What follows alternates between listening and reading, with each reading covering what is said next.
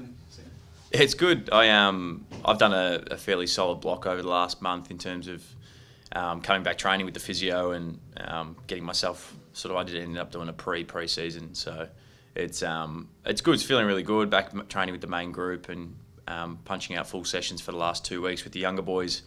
Obviously day one, the whole group's back, so a bit of a buzz around the joint, and it's exciting to be back and getting stuck into the next year.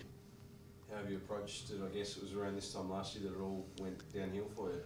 Yeah, luckily we didn't have to train on the same date that I did it last year. So, it's good. I just ticked over 12 months last week, so I had a lot of confidence. I sort of trained late last year and was feeling really positive with my knee, and have been able to get a really solid block with the physios and the support staff last year, and then sort of sacrificed about a month of my off season to make sure I was ready to go. All my change of direction was ready, so that when I came back day one with the younger lads, I was ready to go and be able to train. Is there any sort of fear in the back of your mind when you do start running again, start changing direction again, that it might go, or is it, how hard is it to put those sort of doubts to bed? Not really, only because you just do so much of that. When you haven't done a knee or anything, you do your program a lot of it straight line, but once you go through the rehab, you see how important your footwork is and you change direction. I couldn't count the amount of hours I did one-on-one with the physios, just trying to train my body to do my footwork right, and when I turn properly, not put myself at risk. So the copious hours of that actually takes out a lot of the stress, and once you get out training, you start just thinking football, so you're not really too fussed about your knee or anything. So I'm fully confident in it. So 12 months ticked over, so it's at a low risk point compared to, it's basically back to what everyone else is at. So I'm just excited to be back out there, to be honest. What is it you think about in your recovery? Is it round one next year? Is that what you think about, what gets you through, or what mentally gets you through those times? We had a bit of a chase towards the end of the year. I didn't really rule out playing at the end of last season, which sort of got me through that sort of the year with the hope that we might be able to make it late in the year. But I put myself in a position to play and was probably ready to play, but we just made a decision and just may as well take out all risk and just regroup for pre-season, make sure I get a full off-season, get fitness ready for day one of pre-season, and ready to hit round one now. So it's I'm starting pre-season like the rest of the boys, with a good base level of fitness, and going to get a full 3-4 months until round one. So I'll be ready to go. It seems like you've wanted to pack in as much to the 12 months as you possibly could, not just footy-wise, but with everything else. Is that sort of your mindset in terms of the outside of footy stuff? Yeah, definitely. I didn't want to waste last year in terms of mostly my leadership and my development off field. I wanted to come back a better player, and it's naive to think that physical is the only way you can do that. So I spent all last year trying to develop myself off the field, develop my leadership, my coaching. A lot of it was sort of watching the emotional intelligence space, and being able to read my teammates and understand what they're going through, and sort of taking a step back and not having the performance element of myself. It sort of allowed you to really look at the players and start to understand the group. So I think that's where I've made huge gains last year, and I think that'll help me significantly this year. Have you had to make any adjustments now that you are the captain the first week back with the group? Has anything changed personally with you?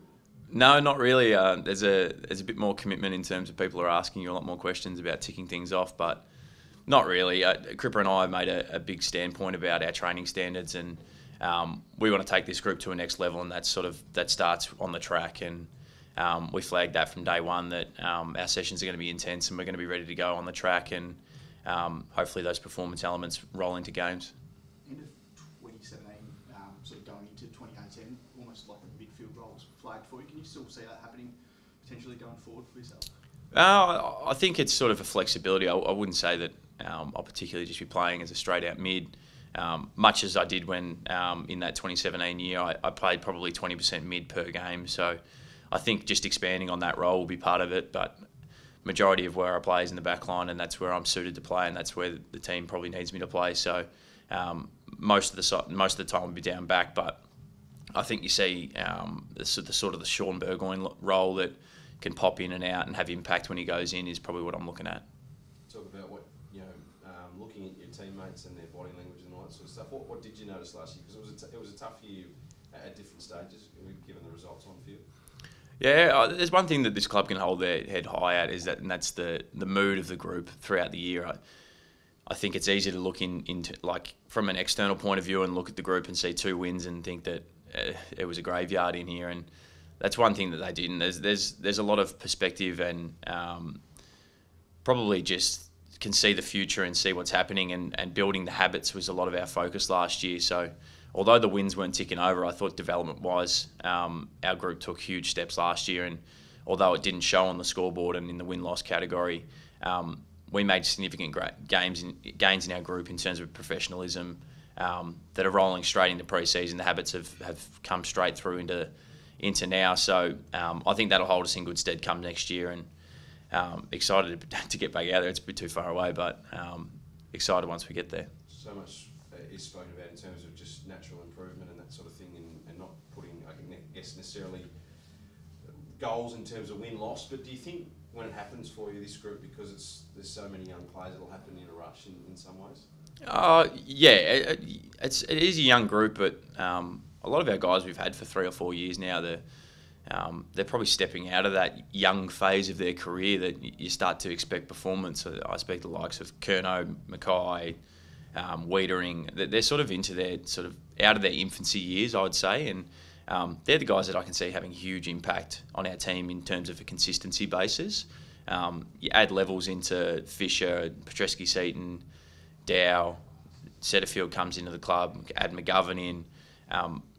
The difference between now and what's been in the past is, in the past we've just picked up the guys and it's sort of you're hoping that they're going to come on, whereas now you're seeing the improvement and you can see where these players are going to get to. It's just a matter of time of how quickly they get there. I'm really confident they'll get there really quickly. And in terms of a rush, in terms of a win-loss, it is hard to say. The AFL's so tight these days. Every list is good. It's a matter of whether you can gel together, and we're hoping to do that over this pre-season and have a really good year next year. Any preference on what you'd like the club to do with Big One tomorrow night? Or? No, to be honest, I don't know. I've looked at all of them, and there's some ripping talented kids coming through, and we're in a pretty privileged position to have pick one, and no doubt Sauce and his team are going to pick a good player, and ready to welcome him on Monday and get stuck in a pre-season, and hopefully again another young talented kid that we can get some development in and get some reward for next year. I know it's early, but what have the new guys added to the group so far?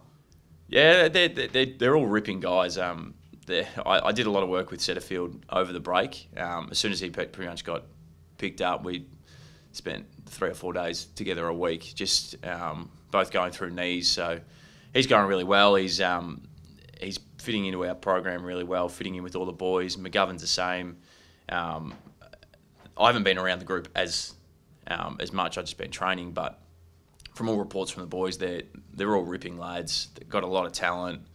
Probably seen a bit more of Newman because he's playing in the back line. Spent a few sessions with him, and I can see him slotting in our team. And I'm pretty rapt that I got another little halfback that I can run around with. Simo's getting of the age, so it's always good to have someone to replace him to come down the track. So no, it's exciting times, and I think start of pre-season always brings optimism, and you can see your list developing, you can see your team developing, and you can see success. So adding in good players is always a big part of that.